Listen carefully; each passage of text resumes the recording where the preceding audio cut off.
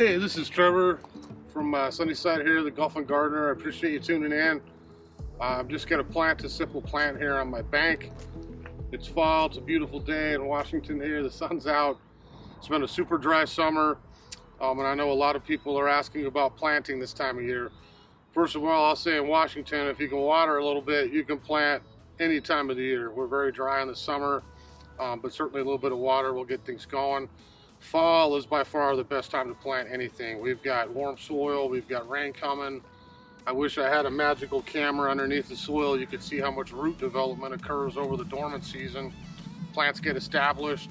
By the time we get to next summer, we have to water a little bit less. I'm out here in my yard. I'm on a sunny south-facing bank because the sun's beating on me here in the morning.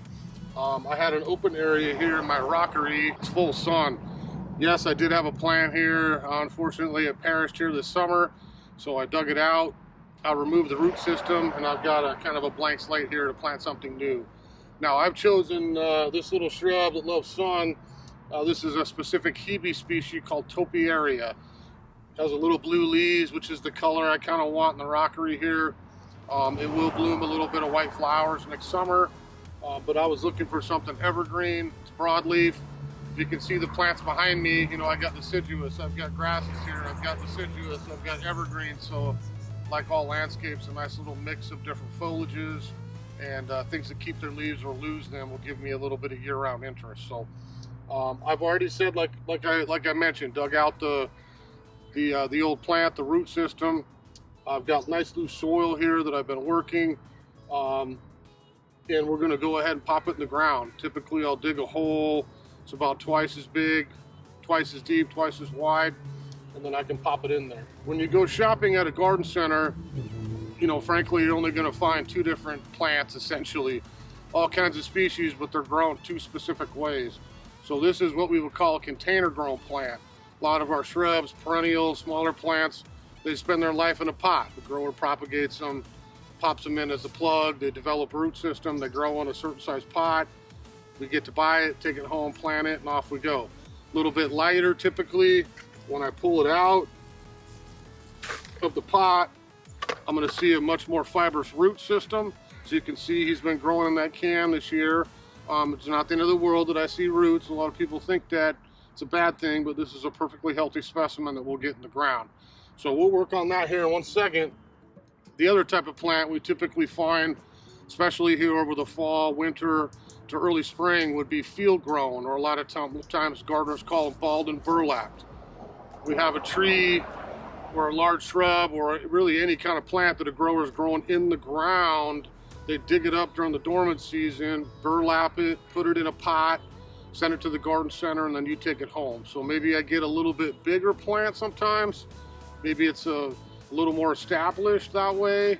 Maybe a little bit cheaper sometimes too than a container grown specimen of equal size, but a lot of trees and things are typically grown that way, whereas again our shrubs, our perennials, grasses, typical landscape kind of filler plants, we're going to have container grown. If we take a look at this Hebe here, again I'm looking at a perfectly healthy specimen, but it's got a nice little root system. So I typically, what we do, we call score. If I have this root ball here, I'm going to take my pruners. I'm not going to dig in and rip this thing apart. I want to be a little gentle, but I'm going to hold it securely. And if I go up and down the sides with the tip of my pruner blade, sometimes I'll use my hori-hori knife. There's a lot of different ways to do it, but I will carefully scrape the outside of these roots and loosen them just a touch so that plant knows, again, you don't have to grow in your circle anymore. You've got open ground. Let's get growing. So this is one, Hebe develops pretty good root systems in cans. So this one is certainly a healthy root system on here, but I definitely want to score it. Sometimes it works out fine if you don't, but sometimes that plant, again, will just want to stay in that same circular pattern and it's not going to take off in your native soil. So you can see I've got the sides done a little bit, and we'll score the bottom just a touch. And then that little guy's ready to go on the ground. So very, very easy to do. I've got my shovel here. And again, we're gonna get it right in this nice sunny spot here in the ground. I mentioned earlier about digging the size. Typically we would go twice as wide, maybe twice as deep. I know, because I know my garden, I probably don't have to worry about that here. This is excellent draining soil. I've already amended it with some fresh topsoil, about 1/3 compost to 2/3 of my native dirt, and I've got a great base mix. So I'm gonna simply get myself a little hole dug here.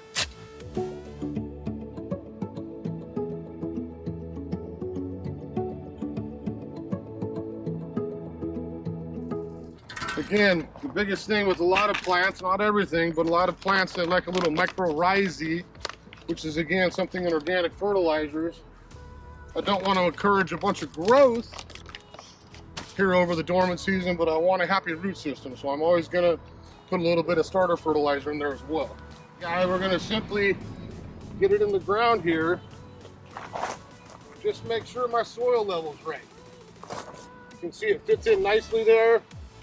I'm looking about right. A lot of times with me, I like leaving the crown just a touch higher than the typical soil, because then when we bring our mulch in, I'm not going to bury the crown. The worst thing you can do to a lot of plants is end up mulching it up into the stems.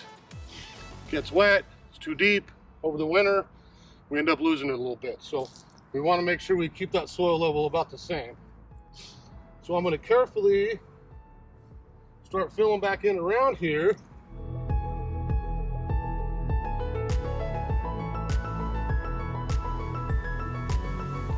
Now, a lot of times it's just climbing up here. We're going to tamp it just gently to make sure that it's nice and firm.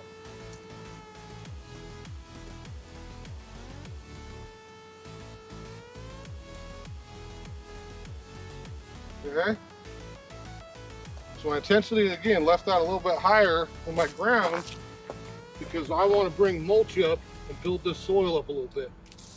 You'll see in the spring, or I might even get to it in the fall, the plant I had in here is very substantial, so I'm feeling maybe a group of 3 little perennials. I'm thinking maybe 3 new, maybe orange again, little orange cone flowers. I'll be able to add something a little shadier on this side, and probably a new plant up above in my top rocks there underneath my katsura tree. So very, very easy to do. I've got my Hebe stone compost in my Seahawks bucket. But I'll bring that compost in again. Just lightly mulch up to make sure I've got my soil right, okay?